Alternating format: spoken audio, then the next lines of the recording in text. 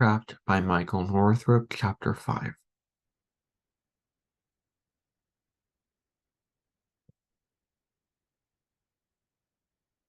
An hour in, we were leaning over the metal framework of the chassis.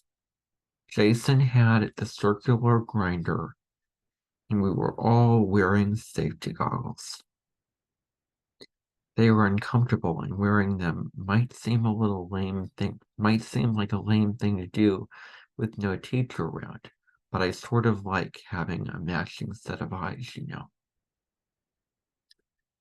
I just enjoy the whole being able to see and not being deformed thing.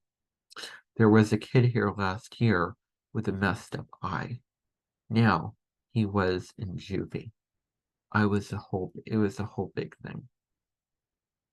Anyway, I was leaning in and waiting for the moment when Jason would go too far, grinding off the rust and old paint, and would put a hole in the tubing, so then I could call him a moron again. But before he did, we heard this clacking, banging sound that had nothing to do with the metal tubing or the circular grinder or anything else we were doing. Someone was at the door, rattling the handle. Jason stopped grinding, and we all shifted the goggles up onto our foreheads. "Who's that?" said Pete, looking over us. The outline of his goggles was still stamped into the skin around his eyes. He looked ridiculous, but I guess I did too. "One way to find out. It's not exactly a secret we're here," I said, the noise of the circular grinder still ringing in my ears. "Aw, man," said Pete. "I told you we shouldn't have busted that thing out." "What?" said Jason. "I've got to grind it down before we can repaint it." "Before you can repaint it," I said. "Whatever, we'll just tell him Holloway said it was okay," said Jason. We were all thinking the same thing. We figured it was Trevor or someone like that at the door, and we were going to be in hot water for staying after in a full-bore blizzard and using power tools unsupervised. It seemed like we could probably get slammed for either of those things, and that both of them together could add up to some real trouble. Again, we weren't the kind of kids who went around chasing gold stars, but we weren't the kind who thought detention was a badge of honor either. And like I said before, I'd miss practice. That would suck, and I'd be running laps for a week. Coach Kiley, Kiltley, such a tricky name to say, Coach Kiltley was always yelling at me as it was. The assistant coach told me it was because I had a chance to be something special, but I didn't know that for sure. All I knew was that the coach always seemed to have 1.5 of his 2 eyes on me. Anyway, it didn't occur to us after we got close to the door that it might be a student out there, and it definitely didn't occur to us that it would be that student. From what I heard, he barely even qualified as one. As we got closer to the door, the banging picked up. Whoever was out there was practically shaking the door of its hinges. "Calm down," I said. "Just chill." Pete got to the door first. "Oh crap," he whispered back to us. "It's Les Goddard." Les Goddard was bad news. Like, seriously, his full name was Leslie, apparently. Somewhere in this world, I guess, that's a guy's name. But this wasn't that place. Maybe that's why he was such a thug. He is the kind of guy you just sort of assume is armed in some way. Maybe not with a gun or anything fully criminal like that, but with something improvised, something that a truly mean dude would find and keep, like a box cutter or a razor blade or just a hunk of metal. Once he saw us, the door went still. and we heard him from the hallway. "Open up, ladies," it came through the thick door at the volume of normal speech. But we knew it hadn't started out that way. The guy was standing out in the hallway shouting. "Well," I said, "I guess we should see what he wants." "Before he puts his hand through the window," said Pete. We were speaking under our breath, a little more than a whisper, because we were all right by the door now, just a foot or two from the psychopath on the other side of it. I reached out for the handle and turned it. "Hey man," I said, my voice deepening in some subconscious bluff. I stepped back as he pushed the door inward. "Hey loser," said Les. "Who's in here? Just you three?" "Yep," I said. Les stepped fully into the room, nodding at Jason, and said, "Hey." Jason and Les weren't friends exactly, but Les seemed to give Jason some credit for the whole military thing, the novelty t-shirts and fatigue pants and all that. All the stuff we busted on Jason for.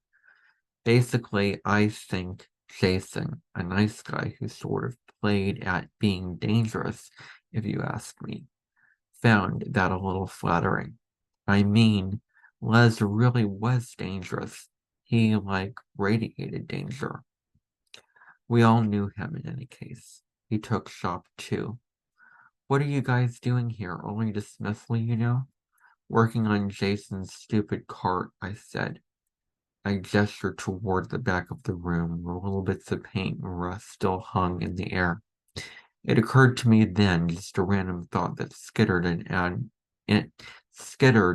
and out of my brain, that we probably should have been wearing masks to keep that stuff out of our lungs. Les sniffed the air. Even over here it smelled of burnt paint. "Yeah," he said. "Heard the grinder." "What are you still doing here?" said Pete. He sounded friendly, almost casual. I'm sure he had to work hard to get the tone right, but the tone turned out not to matter. Up to this point, Les had been almost friendly to us, but that wasn't his style, and he seemed to remember that now. He answered the question with a grunt and a shrug. When his shoulders came back down, nice Les was gone, and we were once again looking at the only sophomore the seniors were legitimately scared of. This was a guy who, according to one story, had been suspended for throwing a chair through a window in second grade. Who does something like that in second grade? Who's that frickin' strong? The most trouble I got in at that age involved rubber cement. Something about Pete's question had triggered the change in Les. I was thinking, what's wrong with asking, "What are you still doing here?"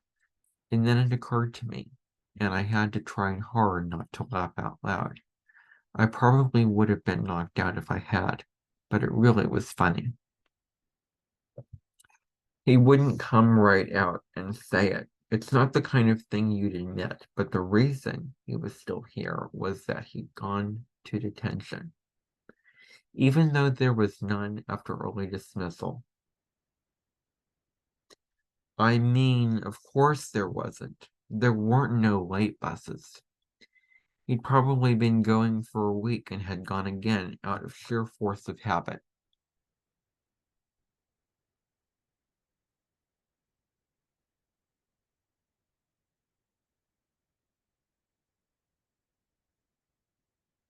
I kept the smile off my face and looked off to the side. "How you guys getting home?" he said, his voice cold now. Long story short, he was looking for a ride. The main problem, apart from the fact that Les was a psycho and none of us exactly wanted to cram in next to him for a long, slow ride through a storm that seemed to get worse every minute, was that Les lived in Soudley. That was the long haul, and Jason told him as politely and delicately as possible. that there was just no freaking way. If it had been Pete or me, Les might have killed the messenger, but he accepted it from Jason with nothing more than a few F-bombs. And really, what could he do? It was all true. We lived where we lived, and he lived where he lived, and man, it was really coming down out there. You might, I began. I was wanting back the conversation because I was a little scared of Les. I'll admit that. But I also wanted him gone. And there was one other thing that was true. There were three of us, and there was one of him. You might want to go ask Giselle.